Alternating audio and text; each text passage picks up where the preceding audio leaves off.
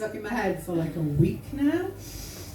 It also contains the lyric, I believe everyone is a sexy baby. Just saying, just in case anyone's thinking. Hi, I'm Gemma.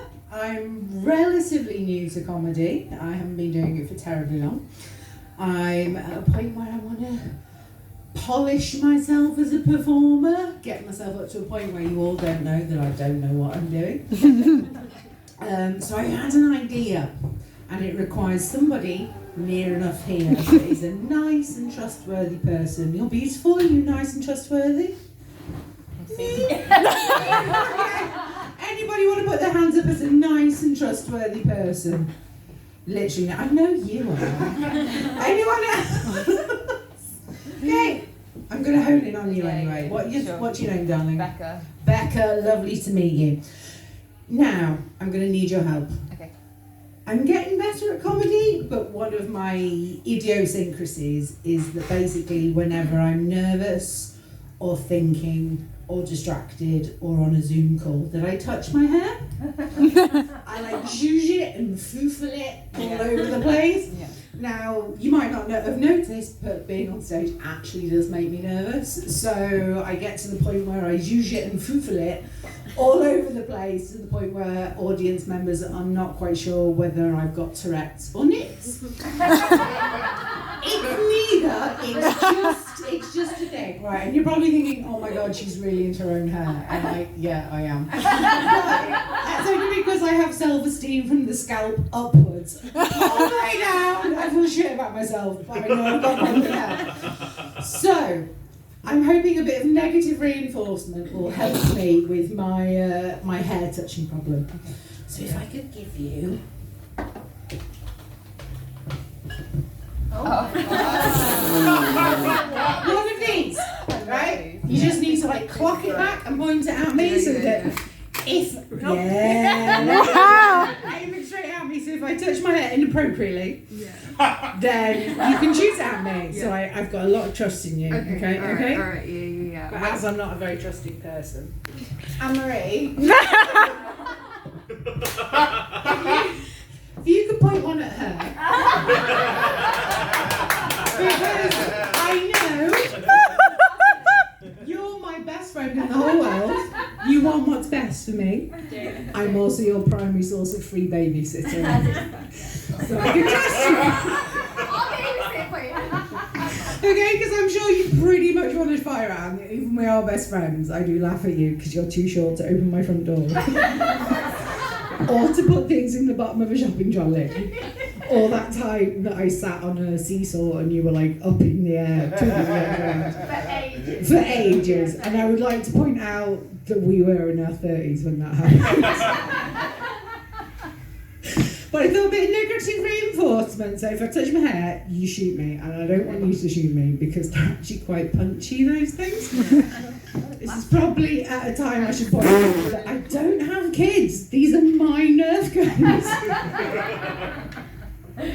When I originally had this thought, I thought maybe do it with water pistols, like they do with when they tell you to tell cats off, but of course electricity, and also if you get my hair wet, I will scratch your eyes out, much like a cat.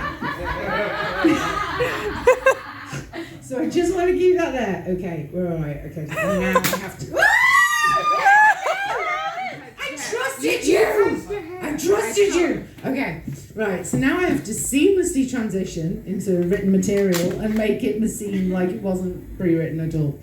Okay, so the British royal family. Or as I like to think of them, the live-action remake of The Crown. It's the only way to make them vaguely interesting. Like, there used to be, like, Emmerdale when they had the farm.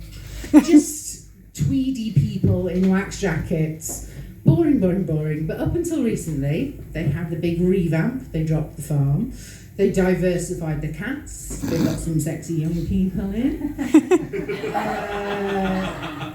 Harry and Meghan got their late night Hollyoaks spin-off. Where all of a sudden these pre-Watershed characters were talking about their penises and fighting racism and mowing down the Taliban. And then last year we had the big plot twist where the main character was written off. Now, I say plot twist. She was 96, let's be fair. And because she was 96 and because of how like time and maths works, will now be getting our King Charles the Spaniel III at the grand old age of 74, which I'm not saying makes him incapable, but let's be honest, at 74, who could be fucking arsed? I mean, it's not a strenuous position. It's mainly making awkward small talk with members of the public and watching children's choirs, which is just a lot of wank, isn't it, really? I mean, like, at 74, you should be putting your feet up. You shouldn't be bothering with all that bossness. So, no, it'd be a no from me. Not that anyone's asking. Let's be honest. It doesn't sound like it, but my bloodline is 100% pure Scouse. And no one is going to be asking for Queen Gemma Louise the First. She's such a fucking mare. No one wants her for a start. Now, with the Queen dying, we had a nation up in arms. Questions were raised. We were split. We were divided. We had people shouting, "Not my king," throwing an egg. And then on the other side, we had people who queued for 10 miles to see one in a box. 10 miles to see literally a box that, let's be honest, for security reasons, was probably empty. And I just thought, every time I saw it on the news, I just thought, oh, go on. I just hoped there would be a member of staff who would have snuck in during the night so that after people had queued for 10 miles, they would get there and they'd hear, "Hello? Hello?" I mean, come on, they would lose their minds, and whoever was in there, they would be hung for treason. But they would die a legend. So, worth it. Now, the question was raised. We were automatically all reunited as a nation after Phil and Holly cut the queue. Because let's be honest, we may not be monarchists, we may be monarchists, but we are British. You do not disrespect the queue. You just don't. Honestly, if you tried that at Alton Towers, you'd be covered in slush puppy and thrown to the wall. It's just not going to happen. But we did raise some questions. Do we want to continue with the monarchy after the Queen has died?